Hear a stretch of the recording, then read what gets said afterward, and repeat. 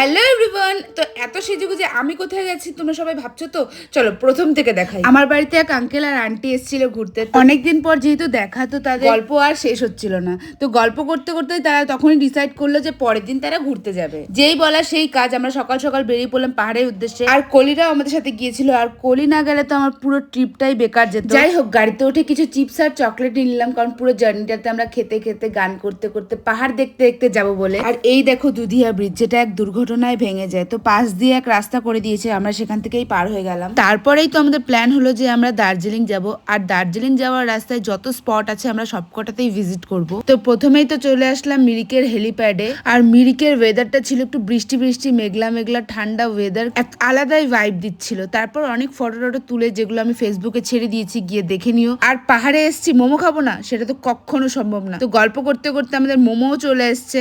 তারপর আমরা চিকেন ললিপপও নিয়ে নিলাম টেস্ট করার জন্য। এদিকে আমাদের মনে পড়লো আজকে তো জিজুর বার্থডে, আর জিজুর কাছে পার্টি চাচ্ছিলাম বলে জিজু আমাকে পাত্তা না দিয়েই ভেঙে গেল। বাই দ্য ওয়ে, জিজু আমাদেরকে পার্টি দিয়ে দিয়েছে। তারপর দেখো আমার আর আমার মায়ের খুনসুটি, ভাইয়ের সাথে ফটো তুলছিল বলে আমি ডিস্টার্ব করছিলাম, তারপর মা বললো আয় তোর সাথেও ফটো তুলি। তারপর মিরিক থেকে বেরিয়ে ডিরেক্ট চলে আসলাম নেপাল গুফা পাতালের উদ্দেশ্যে। আর গুফা পাতালের রাস্তাটা এতটাই খাড়া ছিল, উঠতে খুবই অসুবিধা হচ্ছিল। তারপর আমরা সবাই টিকিট কেটে ঢুকে গেলাম। আই গেস 20 টাকার টিকিট হবে।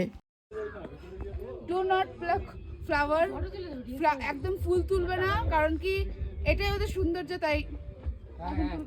আর এদিকে দেখো আমি আর পারছিলাম না বলে ভাই আমাকে পিছন দিকে ঠেলে ঠেলে উপরে উঠাচ্ছিল। আর আমাদের কপালটা এতটাই খারাপ, আমরা আনসিজনে চলে গিয়েছিলাম, একটা ফুলও পাইনি। যাই হোক, ফুল পাইনি তো কি হয়েছে, আমরা ওখানে খুব মজা করেছিলাম।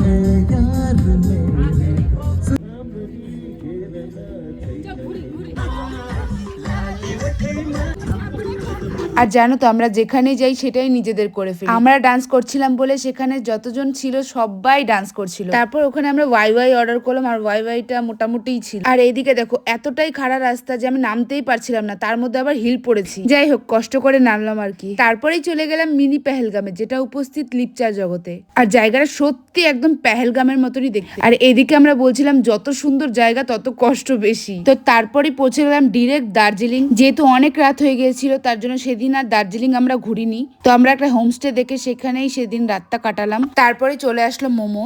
সারাদিন মোমো না বল, একটা খাস না খেলাম তো তারপর অনেক অপেক্ষার পর আমাদের ডিনারও চলে আসলো। তো আজকের ব্লগটা এতটাই, আর দার্জিলিং এর পুরো ট্রিপের ব্লগটা আমি নেক্সট পার্টে দেখাবো। So please wait for that. By.